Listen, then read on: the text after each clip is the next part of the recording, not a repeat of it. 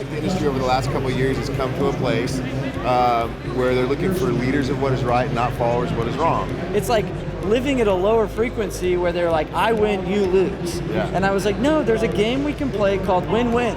Yeah. I win, you win. I just think that we're at this place where we're seeing a shift in the roofing industry, and those leaders are rising to the top, and that's kind of one of the reasons I've always kind of kept my finger on what you were doing, 'cause I believe you're one of those leaders. I got fired from a company. They didn't pay me like hundreds of thousands of dollars because they didn't want to pay me. I quit at one company. They said they fired me, and they threw my name through the mud. And I'm like, what the fuck? Like, just do what you say you're gonna do. And we need to like rise up and just like be good people.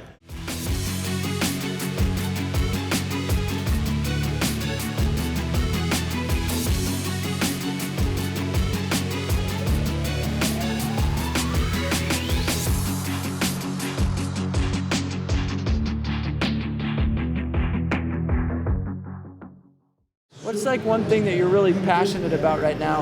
Other than like, I guess you could go into roofers in recovery a little bit, but like what's driving you right now versus maybe where you were 10 years ago? The thing that I like right now about the industry is I've seen a little bit of a shift, and that's kind of really why I wanted to connect with you, because I feel like the industry over the last couple of years has come to a place where they're looking for leaders of what is right, not followers of what is wrong, right? There's a little bit of a bad rap and some of the substance abuse and different things that go on, but the reality of it is there's some amazing people in this industry, and I have met some of my closest friends in this industry, and if you look out there, there are folks doing things really right and influencing people to be a lot better. And let's look at the COVID pandemic, you know? That happened, and there were so many companies that I knew of, Northwest, Precision Construction, Foothills, myself, that were all doing things for the people in the community as we were getting press, giving out stimulus checks, giving out gift cards, handing out toilet papers, doing things for people's groceries. So I just think that we're at this place where we're seeing a shift in the roofing industry, and those leaders are rising to the top, and that's kind of one of the reasons I've always kind of kept my finger on what you were doing, 'cause I believe you're one of those leaders. And we're seeing the roofing industry get pressed, but we're seeing different stuff come out than what we're used to seeing come out, which is going to be a complete dynamic shift in the industry, in my opinion. Different conferences, different type of people, different type of things going on, but all for the greater good. I agree, and that was, you know, when I started this, very simple. It was like roofers helping roofers. I just said D2D guys helping D2D guys. You know what I mean? And everybody, it was actually, I was taken away when I came to my first roofing conference because I didn't know that there were other competitors all meeting up and sharing tips and tricks like this roofing convention or the ones we've been to. And I started Doortodoor Con, and everybody was like, there's no way this is gonna work. You better bring a freaking MMA octagon. And these competitors in Utah, they're all cutthroat. Like they're just, it's like living at a lower frequency where they're like, I win, you lose. Yeah. And I was like, no, there's a game we can play called win-win. Yeah. I win, you win. There's an abundance of opportunity out there. Sales reps, XYZ. Stop playing a low-level game. And I saw a lot of people that were so money-driven, so fake when it came to relationships. They're like, oh, he doesn't work for me. He sucks. He's the worst person on the planet. He's a failure. I'm like, are you effing kidding me? Like when I got fired from a company. They didn't pay me like hundreds of thousands of dollars because they didn't want to pay me. I quit at one company. They said they fired me, and they threw my name through the mud. And I'm like, what the fuck? Like, just do what you say you're gonna do. And we need to like rise up and just like be good people. You know what's wild about this is you hit the nail on the head when you said, you know, working together, the roofers like, no, it's never going to happen. But now look where the industry is. Roofers are working with roofers all the time. Yes. They're making more money celebrating each other's wins and understanding that both parties have to win and cultivating the relationship that brings value on both sides. Everything's just kind of changing, but I'm obviously, Roofers Helping Roofers, a big advocate of that, but I love that. I love watching people work together that are in the same space that would normally be competitors, making money together, celebrating the wins. Love that. So, what advice would you give like a brand new roofer? You've been in the space a long time, and I kept meeting at this conference. I've been meeting a lot of people that I've seen throughout the years because I've spoken at a lot of these, and they're like, hey, I saw you speak like 3 years ago, and since then I've broke off and started my own roofing company about 6 months ago or something like that. Like, how would you help that guy? You know what I mean? I would say for them, get your eyes fixed on somebody who's doing it right, that you admire, and pick their brain so that you're not trying to fail your way to success and you're paying less dumb tax by having somebody speak into your life that's already paid it and doing it the way that you would like to mimic. And the other thing I would say is pick what you're good at, have your niche, and find other things you want to tackle. Maybe you're doing the door-to-door sales, it's great cash flow, you have residential, but you're thinking about commercial. but you don't know what you're going to need cash flow for commercial. You don't know the systems and stuff. Partner with somebody in the industry. A little bit of something is better than nothing. Make sure you're not stretched too thin, and learn from them. Steal shamelessly, duplicate yourself, build yourself up, and then pay it forward and do it with the next.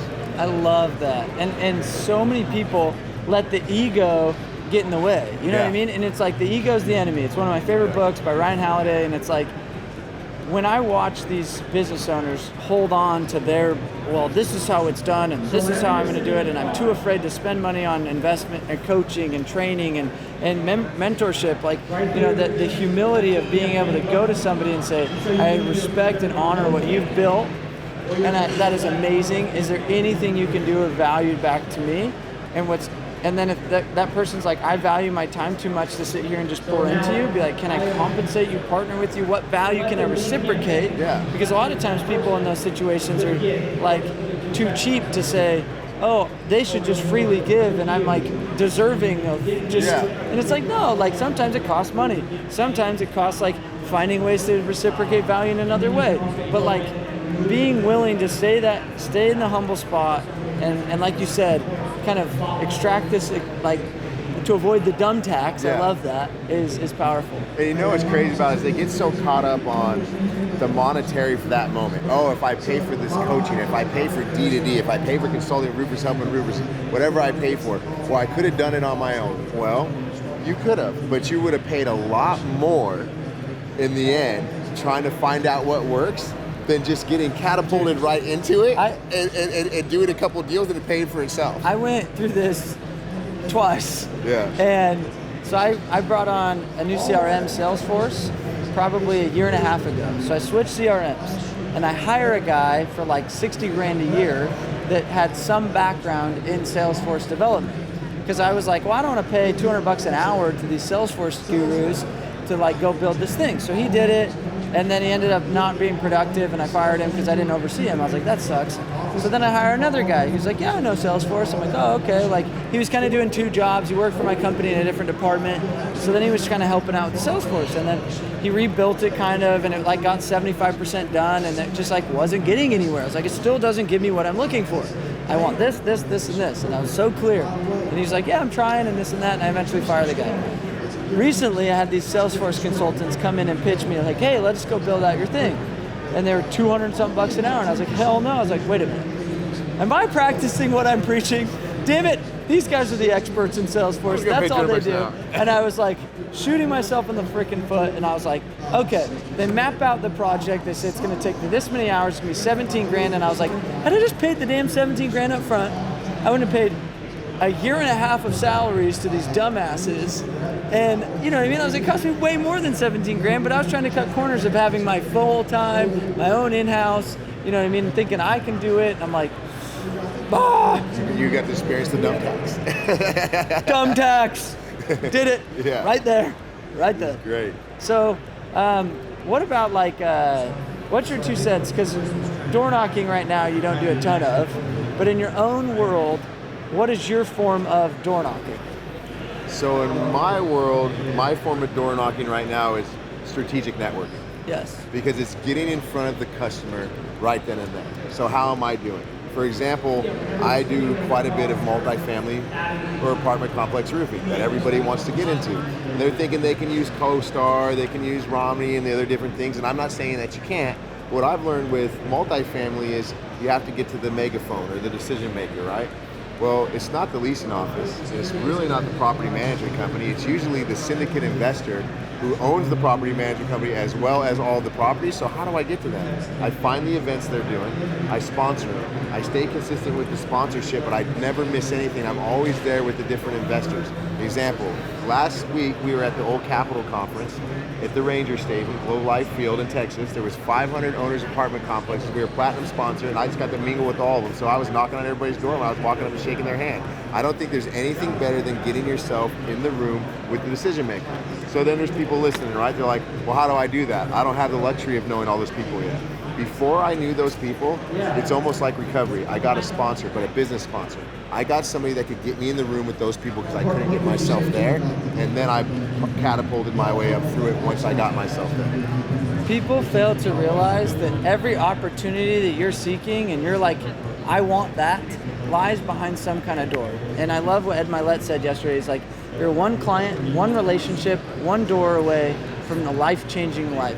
You know what I mean? It only takes one good account. Yeah. And it changes everything. And that one business sponsor that got you in that door, that then opened up these 100-unit apartment complex, that then opened up his friend, that then, you know what I mean? And it's just like, sometimes we forget that it's like, are you just too timid to go knock that one door?